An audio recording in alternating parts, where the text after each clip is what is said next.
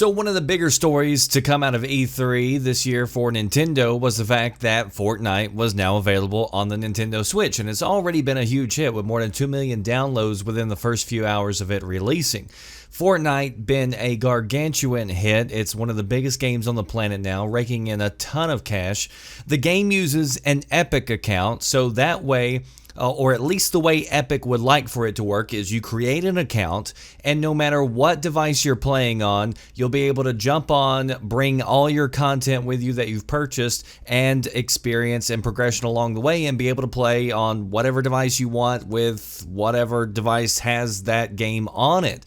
And it pretty much works that way for practically every system, including Nintendo, Xbox, PC, Android, iOS. Everybody except for the blue team, who likes to proclaim that they're for the gamers, which is Sony. Nintendo and some Xbox fans are finding out the hard way that if you've ever signed into a PlayStation 4, even if it was just for a brief couple of minutes just to test the feature, your account is forever locked to PlayStation. And you can't bring your progression or your purchases back over to Nintendo or to the Xbox One. It's like once you sign into Sony, that account is forever locked to Sony, and it pretty much enslaves your account and makes it so that you can't go back to any other console. So Epic does allow you to unlink your PlayStation 4 from your Epic account, but even if you unlink it, it still doesn't release it, and you still can't go back to the other consoles. The only way that you can then continue to go play on other consoles is to create a brand new account, which may mean that you're leaving all your progression behind, you're leaving all your purchases behind. So we already knew Sony was refusing to allow crossplay, even though we know it already works since it supposedly was accidentally, turned on for Xbox and PlayStation 4 already in the past. But this isn't about Sony being pricks about crossplay. Like, a lot of people have kind of ignored this news thinking, oh, it's just because Sony doesn't allow crossplay. It's not even about that. This goes deeper. This is them punishing players who want to even attempt to play the most popular game on another platform besides their own. And this news has gotten so big that it's gone mainstream. Even sites like the BBC, CNBC, USA Today, Sky News, and more are covering this story.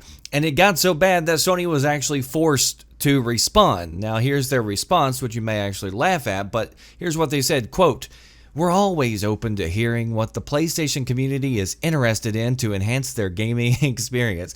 Yeah, because I'm sure you haven't heard anybody from the PlayStation community kind of bring this up, right, Sony? They said, "With more than 80 million monthly active users on PlayStation Network, we've built a huge community of gamers who can play together on Fortnite and all online titles. We've also offered Fortnite crossplay support with PC, Mac, iOS, and Android devices, expanding the opportunity for Fortnite fans of PlayStation 4 to play with even more gamers on other platforms. We have nothing further to add beyond this at this point."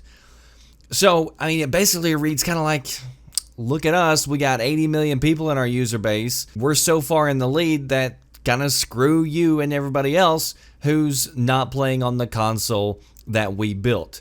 And so we're just going to pretend that we're leaving the decision up to the gamers because it's a good PR statement to put out there for the news agencies. But the message is that we're completely tone deaf to what gamers are asking for. Now, it didn't take long before former Sony boss John Smedley jumped in on Twitter and said Sony had internal discussions about this while he was there, and he said the decision ultimately came down to money. Go figure. Who could have imagined that? I'm sure it's a shocker for all the people out there in the audience right now. He says that they didn't like the idea of somebody buying something on Xbox and then being able to use it on PlayStation. So Sony wants to make sure that if there's any extra money spent, in games like this, whether it be on loot boxes, cosmetics, Vcash, and Fortnite's case, with any of these games, they want you spending the money in their store because they get a cut of it. So now both Nintendo and Microsoft are speaking out and putting pressure on Sony to loosen up. Nintendo just released a new trailer. Actually, it was kind of surprising to me because they were promoting both the Switch and the Xbox crossplay, going as far as showing what looks like a teenage Michelle Obama on the Xbox playing with what looks like a teenage Justin Bieber on the Nintendo Switch. And the whole point of the trailer is promoting the idea that playing together is better. Nintendo's president recently said, quote, "You have companies like mine that encourage crossplay and enable crossplay. You have a developer and content owner that wants crossplay and is encouraging crossplay. And then you have the other platform holders and what it is that they do." And when it comes to other platform holders, as much as you have influence on other platform holders, I don't. And that's a decision that each of them are making, and some are supporting crossplay and some are not. It's not really some, just one is not. So Reggie trying to be a little bit diplomatic there. So I'm sure some of us can appreciate that.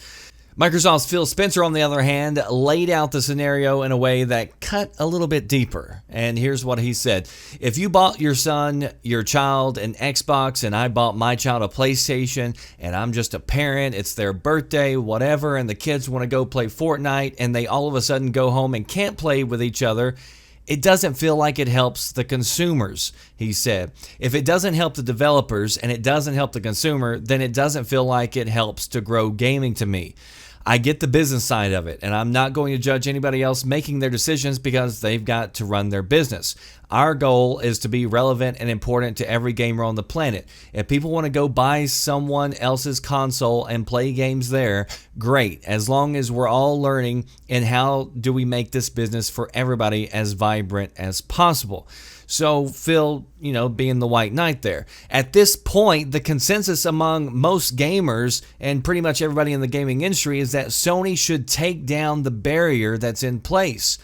It's not a policy for the gamers. Everybody knows this. It's a policy for Sony, and it's obvious. And this is what happens when you have a company that's so far in the lead as Sony is, because that means that there are fewer incentives for them to do the right thing for gamers. It's why I constantly push the idea that everybody should want everybody in the gaming industry to succeed. Competition breeds better games, it breeds better decision making, it breeds better features. It pushes everybody to do and be better.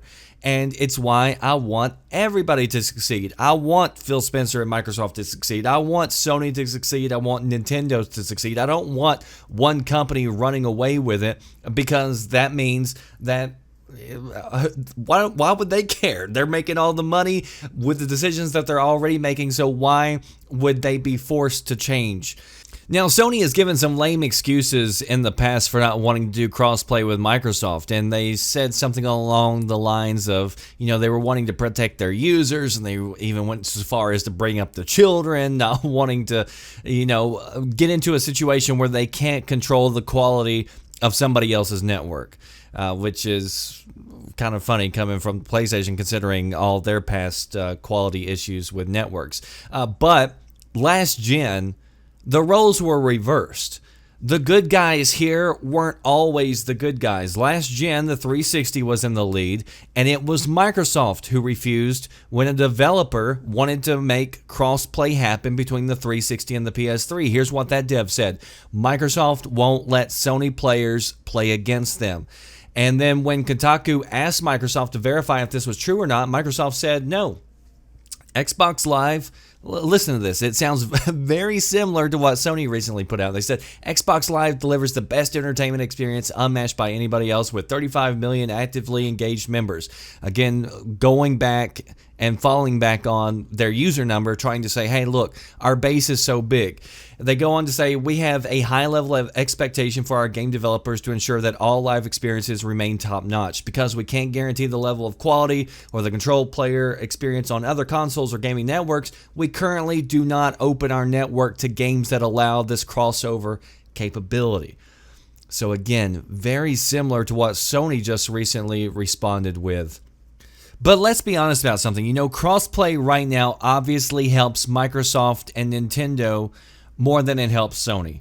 Both are dealing with communities that are smaller than the PlayStation 4 this generation. So you can understand why they would be pushing harder for it and then making a big deal about it, because it's a good PR look for them. You know, they're playing the good guys. And that's not to say that they're not the good guys in this situation, because they are, because they're the ones that have opened up and are letting this happen. Microsoft was wrong in the past for blocking it. They're right on the situation currently. They've evolved. They're making the right moves. They have made the right moves. So as far as Sony goes, I think they're wrong for blocking it. Not just wrong for blocking crossplay, which, you know, I think that's a bad move, and I think it would be better if they just went on ahead and opened it up and let everybody do it so they get this news behind them. But they're not just blocking crossplay, you're blocking people from using their accounts again and holding them hostage. And there's no doubt that that's a bad move, and that is definitely not for the players. It's wrong, and I hope the pressure on Sony is large enough for them to have to address it. But every day that passes, the further into the memory hole that this issue is going to become. So the pressure needs to remain on Sony to try to change this. So post your thoughts down below. That does it for me, the Red Dragon. I will see you next time. Thanks for watching. Hey gang, thanks for watching. If you enjoy this video and the content I produce, be sure to hit the like button, subscribe, hit the notification bell to receive alerts, and if you want to help with future content and would like to see your name immortalized on my videos, consider pledging $1 a month on Patreon. It's entirely optional. I'm always going to continue to make my content public, but any money donated does help to pay for the upkeep of VGN and the servers and helps to negate YouTube demonetizing my content. All of your support is appreciated, even if it's just you simply watching this video. I thank you for being here. Take care.